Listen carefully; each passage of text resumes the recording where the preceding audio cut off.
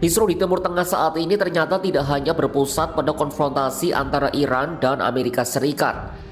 Dua raksasa ekonomi Teluk, Arab Saudi dan Uni Emirat Arab, ikut-ikutan memanaskan suhu di kawasan lewat perang narasi yang sengit. Situasi kian diperparah dengan keterlibatan Israel mengompori situasi perseteruan dua negara yang pernah bersekutu karib tersebut. Tudingan sebagai proksi Israel hingga penyelundupan pengkhianat kini menjadi senjata utama dalam pertempuran diplomasi antara Riyadh dan Abu Dhabi. Lantas apa yang sebenarnya terjadi di balik retaknya hubungan dua pangeran Arab ini? Dan bagaimana Israel memanaskan situasi tersebut? Simak selengkapnya dalam video berikut.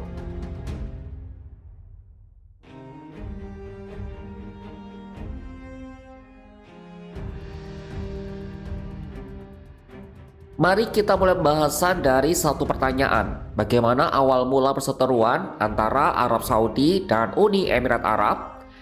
Jadi keretakan antara Arab Saudi dan Uni Emirat Arab mulai tampak secara nyata pada akhir Desember 2025. Konflik ini meledak saat pasukan koalisi pimpinan Arab Saudi melancarkan serangan udara ke pelabuhan Mukalla di Yaman. Saudi menegaskan serangan itu menargetkan kiriman senjata dan kendaraan tempur yang dibongkar dari kapal-kapal asal Uni Emirat Arab.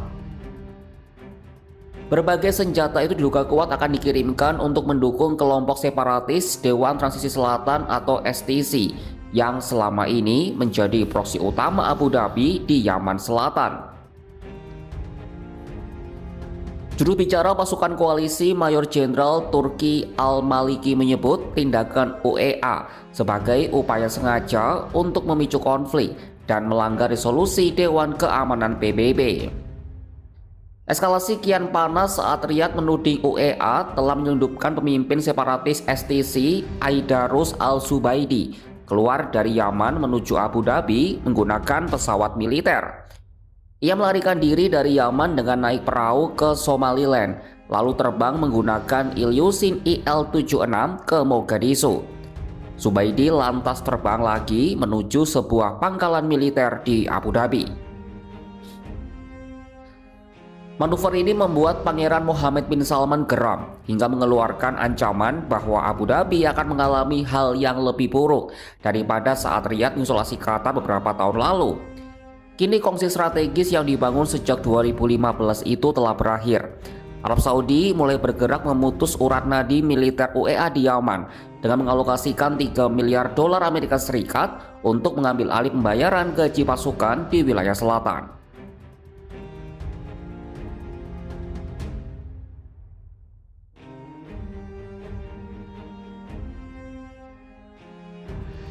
Perang narasi sengit semakin memperkeruh perseteruan antara Arab Saudi dan Uni Emirat Arab.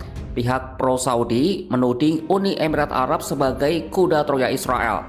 Sebaliknya, pihak pro-UEA menuding Saudi mendukung kelompok ekstremis. Tudingan bahwa Abu Dhabi bertindak sebagai proksi dan kuda Troya Israel digunakan dalam kampanye media di Arab Saudi. Salah satunya tulisan Ahmed Al-Tuwaijri yang terbit dalam artikel opini daring di media Saudi Al Jazeera pada akhir Januari 2026. Akademisi Saudi dan anggota Dewan Syuro Saudi itu menuding Abu Dhabi terlalu dekat dengan Israel. Tulisan itu mengguncang UEA dan disambut luas di Timur Tengah hingga Afrika Utara. Namun viralnya tulisan itu justru terjadi setelah jurnalis Israel Barak Ravid menyebarluaskannya ke media sosial. Ia menuding media Arab Saudi mempromosikan sentimen anti-Israel dan anti kesepakatan Abraham. Setelah unggahan Ravid, artikel Tuwaijri sempat dihapus, tapi kemudian diterbitkan ulang beberapa jam kemudian. Diterbitkannya ulang artikel Tuwaijri terbaca sebagai sikap menantang Arab Saudi terhadap tekanan narasi yang muncul. Langkah ini memperkuat kesan bahwa Israel memanfaatkan keretakan dua raksasa teluk ini untuk memposisikan diri sebagai mitra yang lebih setia bagi salah satu pihak. Tudingan ini membuat pejabat di Abu Dhabi gerah dan menegaskan bahwa mereka adalah aktor berdaulat yang kepentingannya kebetulan sejalan dengan Israel.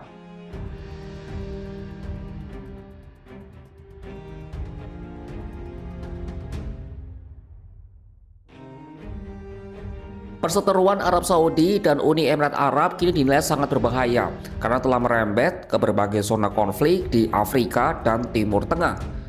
Dari Yaman, rivalitas dua negara Teluk menjalar ke Sudan, Somalia, hingga ke kawasan Tanduk Afrika. Di Sudan, Arab Saudi meningkatkan dukungan kepada angkatan bersenjata resmi. Sementara Uni Emirat Arab dituding berada di balik kekuatan Rapid Support Force atau RSF. Meskipun tudingan ini terus dibantah oleh Abu Dhabi. Saudi justru terlihat ingin mengucilkan Abu Dhabi dengan memperkuat otoritas pemerintah pusat di Somalia. Langkah ini berhasil mendorong Mogadishu untuk membatalkan berbagai perjanjian ekonomi dan militer dengan Uni Emirat Arab. Perpecahan ini justru memperpanjang masa konflik di kawasan, karena setiap pihak yang bertempur kini punya penyokong dana yang sangat besar dari dua negara Teluk ini. Seorang pengamat politik Arab Saudi, Ali Sihihabi, mengatakan Timur Tengah dan Afrika sudah mendapatkan pelajaran pahit soal jatuhnya pemerintahan. Upaya mediasi dilakukan oleh Qatar, Bahrain, Mesir hingga Turkiye dikabarkan masih menemui jalan buntu.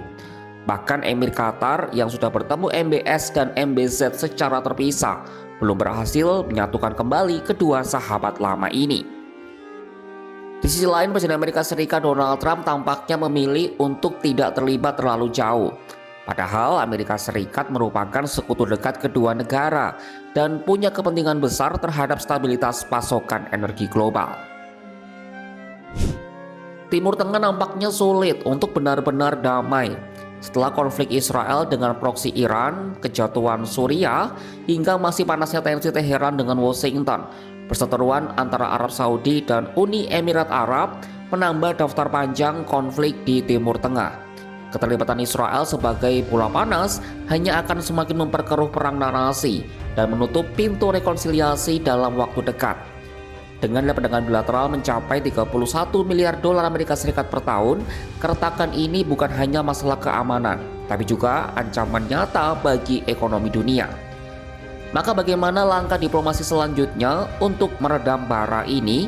Pantau terus perkembangannya hanya di kanal YouTube Kompas.com.